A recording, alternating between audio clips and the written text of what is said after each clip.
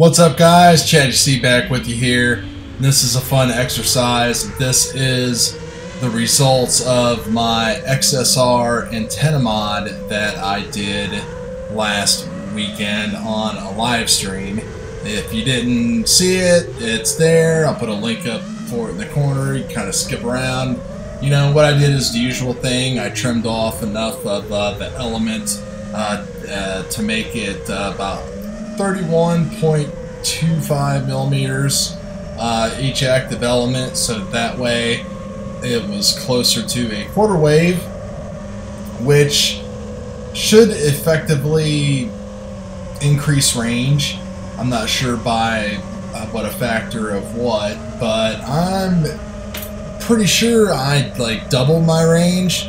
You know, these are the short stock antennas. Usually I would feel safe right before those tree lines right there, and you can see the RSSIs in the 60s and the 50s, still flyable, if you can call it that. Man, digging out this Martian 2, which has the F3 board and the multi-shot and a different tune and different rates and no CRSF, and God, it was like going back to the Stone Age.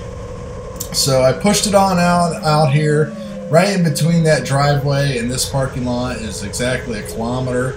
So I'm a little over a kilometer, and I started getting RSSI warnings of like 45. So just brought it on back home. So definitely, you know, like doubled my range. Went from like about a half kilometer to a little bit over more.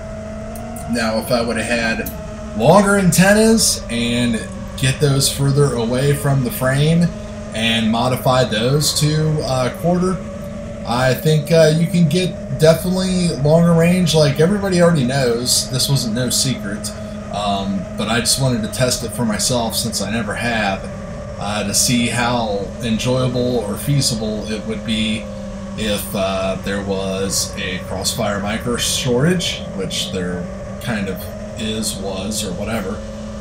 Or if there's just a money shortage, because, you know, micro receivers are 45 bucks, and when you're trying to outfit 4 or 5 vehicles with these things, it gets a little pricey. And I also just kind of am waiting around for the next generation of stuff to start coming out, because I know they're on their way. So it's like, why battle it? So I figured on this old clunker I would just test this, and there's a lot more, like I said, wrong with this old clunker than just range. I mean, it flew like crap, the video was just not very good, my OSD kept on blinking out during punches, so I'm not sure what's going on with it. It was just really,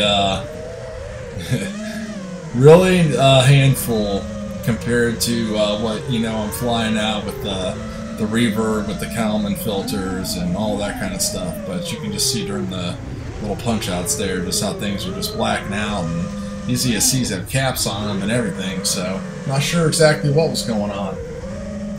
But anyway, just kind of wanted to show anybody that you can kind of get more range out of your stuff, and if you're just kind of mid-ranging around and playing around, hey, this is a viable option to save some money and to kind of get you through a pinch or through a bind. That's it. So enjoy. Talk to you later.